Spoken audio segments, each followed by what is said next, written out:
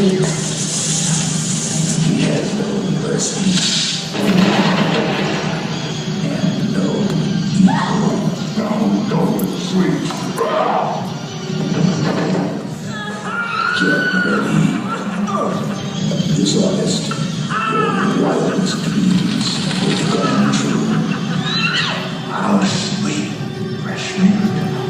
That nightmare on Street by 4. The Dream Master.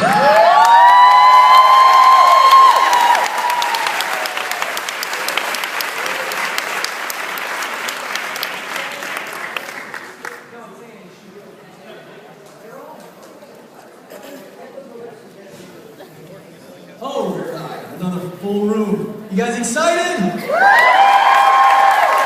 Were any of you in the last panel? Is that good? Is that fun?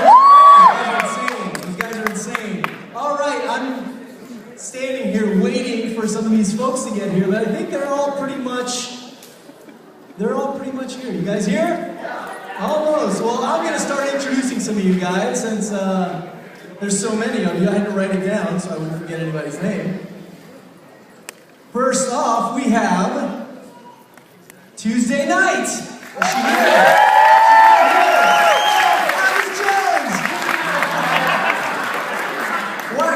Why am I not surprised that you were the first one to walk out?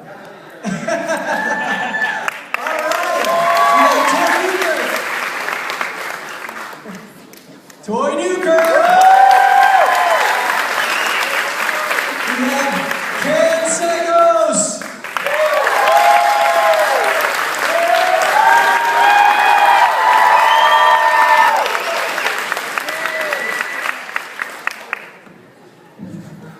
Brooke Neese!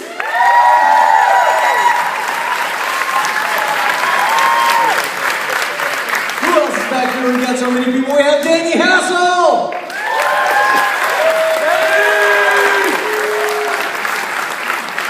We have Rodney Eastman!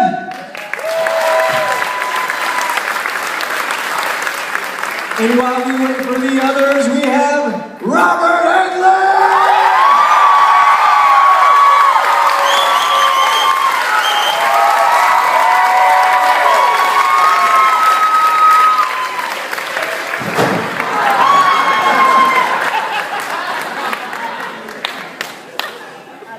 Tuesday night!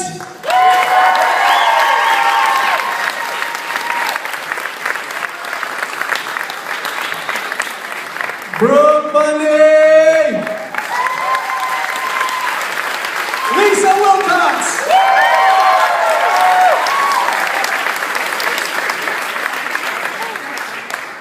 All right. Do we have everybody?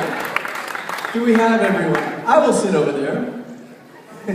Wow, that's a lot of people.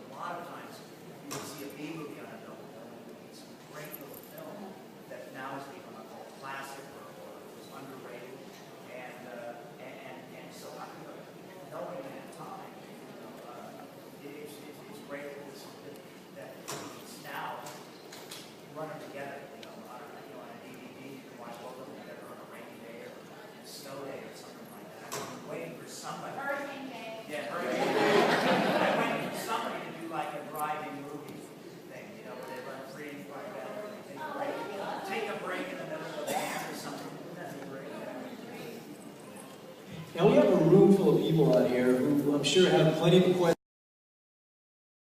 I've done, I think, 15 movies and a TV series before Nightmare.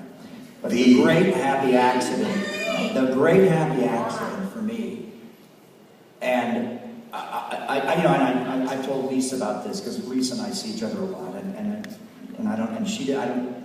I wish I would have seen her more in the late 80s because I think she could have taken advantage of this. But horror movies, fantasy films, and science fiction movies speak the language of film, the language of cinema. They don't need subtitles. You could drop me and probably a couple of these actors at a fountain in Paris right now, and we would sign more autographs than if we were sitting next to Jay Leno, because this movie has played continuously in Europe since it was made. The language of film, the language of horror movies that speak this international language of cinema opened doors for me in Europe. And the great adjunct to my career, and I've been working every day since 1973, but the great adjunct to my career has been when I do a pilot and it doesn't sell, or I go 5 callbacks and don't get a movie, I can run over to Europe and do a little horror movie, chase some beautiful Penelope Cruz starlet around a castle in Spain, you know, or play an evil prince in Italy, you know, or a crazed ballet instructor in Russia. And I've done like 15 movies over there now and take my wife Nancy with me. And it's this great adventure because when you're working over there, you're not a tourist. So all the people you work with turn you on to their favorite Italian restaurant and their favorite boutique hotel and their favorite resort at the lake. And so I've had that for like 25 years now, and it's been just this great gift, a happy accident that's happened to me. And I want to just do a little story as I look behind all of this and returning to the whole classic nature of horror. You see Elsa Lanchester there, the Bride of Frankenstein, my favorite of the Frankensteins. Just a great, great film, James Whale. But when I was very, very young in Hollywood, like you kids, I did an industrial film with Paul Gleason from The Breakfast Club. And Paul and I played lawyers, and the technical advisor was the guy that put Charlie Manson in jail. So the lunches were really cool. Bugliosi. The lunches were incredible for gossip. And you know, and Roman Polanski gossip, and all Sharon Tate gossip, and Charlie Manson gossip.